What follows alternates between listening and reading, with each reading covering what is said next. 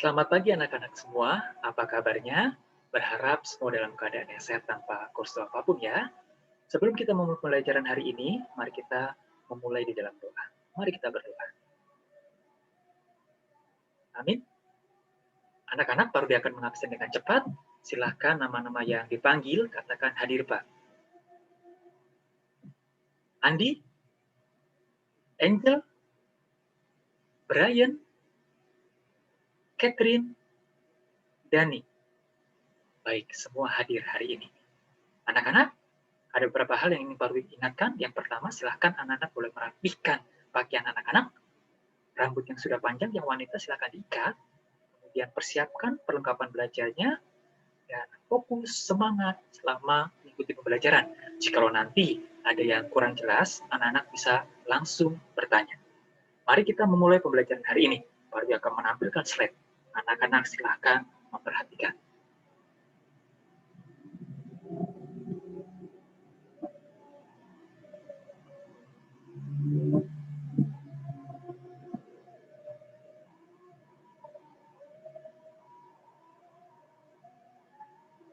Baik anak-anak, kita sedang mempelajari masa pergerakan nasional.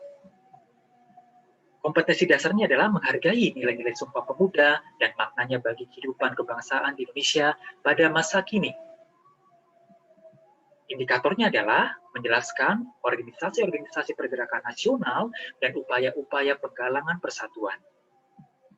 Sedangkan tujuan pembelajarannya melalui model pembelajaran problem-based learning dengan metode ceramah peserta didik diharapkan mampu menjelaskan organisasi-organisasi pergerakan nasional dan upaya-upaya di dalam menggalang persatuan.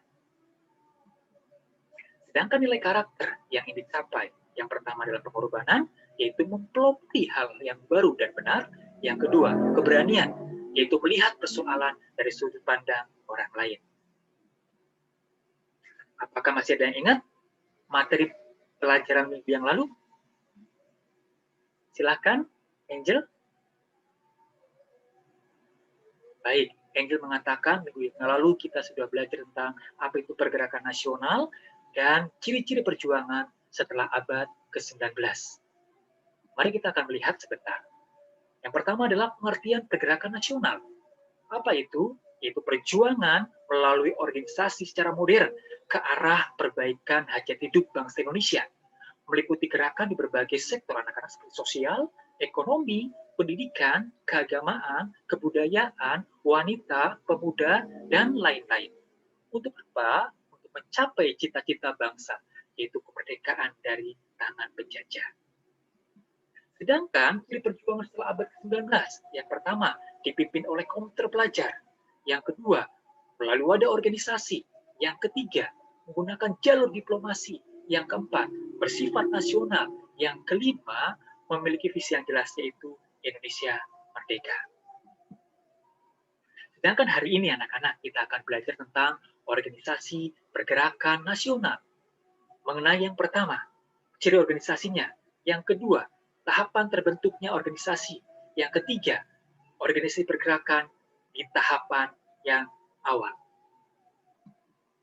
Baru mau tanya, apa saja kira-kira ciri-ciri organisasi pergerakan nasional? Silakan anak-anak boleh membuka buku paketnya, anak-anak boleh mencari dari internet, nanti yang sudah mendapatkan langsung menjawab. Oke, Brian, silakan. Baik, terima kasih Brian. Brian menjawab bahwa ciri-ciri organisasi pergerakan nasional yang pertama adalah dipimpin kaum terpelajar. Yang kedua, tujuannya kemerdekaan. Mari kita lihat anak-anak. Inilah ciri-ciri organisasi pergerakan nasional. Yang pertama, keanggotaannya tidak didasarkan atas satu kelompok tertentu saja.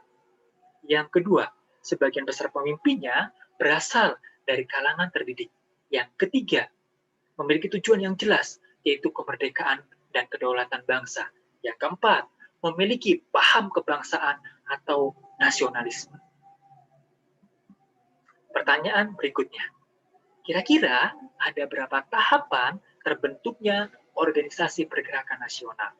Silakan anak-anak mencari di buku paket dan sumber yang lainnya. Silakan Catherine ingin menjawab. Baik, terima kasih Catherine. Menurut Catherine, ada 3 tahapan terbentuknya organisasi pergerakan nasional. Apakah jawaban Catherine benar? Mari kita lihat. Ya, betul sekali anak-anak. Ada 3 tahapan terbentuknya organisasi pergerakan nasional. Apa saja itu? Yang pertama, pembentukan awal 1908 sampai 1920. Contoh organisasinya adalah Budi Utomo, Sarekat Islam, dan Inisi Partai. Tahapan yang kedua, bersikap radikal atau non-kooperatif 1920 sampai 1930. Contoh organisasinya PKI, PI, dan PNI. Sedangkan tahapan yang ketiga adalah moderat atau kooperasi 1930 sampai 1942. Contoh organisasinya Parindra, Partindo, dan Gapi.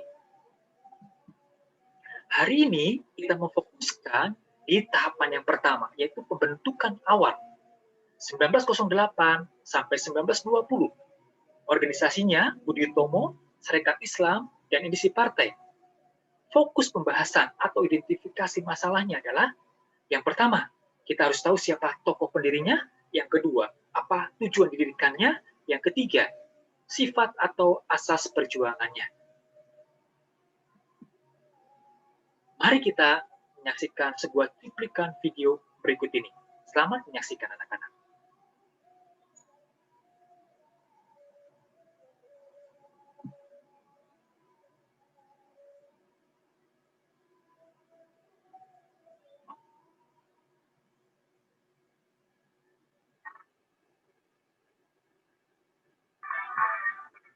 Dr. Wahidin adalah seorang tokoh cendekiawan lulusan sekolah dasar dokter Jawa bernama Stovia yang sangat peduli atas nasib bangsanya. Pada tahun 1907, Dr. Wahidin Sudirohusodo memutuskan untuk berkeliling Pulau Jawa untuk mengkampanyekan peningkatan martabat dan kehormatan rakyat. Peningkatan ini akan dilaksanakan dengan membentuk dana pelajar atau study funds yang merupakan lembaga untuk membiayai hidup muda cerdas tapi tidak lanjut sekolah. Pada akhir 1907, Dr. Wahidin bertemu dengan Tutup, seorang pemuda siswa Stovi. Melalui diskusi dan perbincangan inilah mereka sepakat mendirikan perkumpulan yang memperhatikan nasib bangsa yang dinamakan Budi Utomo. Pada 20 Mei 1908, pukul 9 pagi di Stovia, Sutok menjelaskan gagasannya kepada siswa Stovia dan mereka sepakat akan hal itu. Terpilihlah Sutok jadi ketua Budi Utomo dan bahasa Melayu dipakai sebagai bahasa resmi.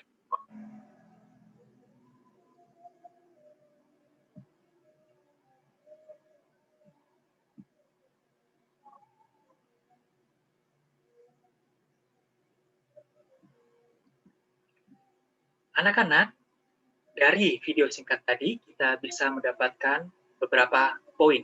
Yang pertama adalah Budi Utomo didirikan pada tanggal 20 Mei 1908 dan sampai hari ini itu diperingati sebagai Hari Kebangkitan Nasional. Yang kedua, Budi Utomo lahir dipelopori oleh Dr. Wahidin Sudirohusodo, Dr. Sutomo, dan beberapa mahasiswa Stovia yang lain. Dan nanti Dr. Sutomo diangkat sebagai Ketua Budi Utomo. Yang ketiga, Budi Utomo bersifat non-politik dan kooperatif terhadap pemerintah kolonial. Maksudnya apa? Nanti, sebagai contoh konkretnya, Budi Utomo mengirimkan wakilnya duduk di dalam Oxford. Sedangkan tujuan didirikannya Budi Utomo adalah yang pertama, memajukan pengajaran. Yang kedua, memajukan pertanian, peternakan, dan perdagangan. Yang ketiga, memajukan teknik industri. Dan yang keempat, menghidupkan kembali kebudayaan. Organisasi yang kedua adalah Sarekat Islam Ini organisasi yang bercorak nasionalis, demokratis, dan ekonomi, walaupun beragama Islam, dengan haluan kooperatif. Didirikan pada tahun 1911 oleh Haji Samanhudi dengan nama awalnya adalah Sarekat Dagang Islam. Kemudian pada tanggal 10 September 1912, SDI diubah menjadi Sarekat Islam atas usul Hos Cokro Aminoto dengan tujuan yang pertama, memajukan perdagangan, yang kedua, membantu para anggota dalam bidang usaha, yang ketiga, memajukan pengajaran dan semua yang mempercepat naiknya derajat bumi putra, yang keempat, memajukan dan memurnikan agama Islam. Organisasi yang ketiga adalah Indisi Partai yang didirikan pada tanggal 25 Desember 1912 oleh yang disebut sebagai 3 serangkai.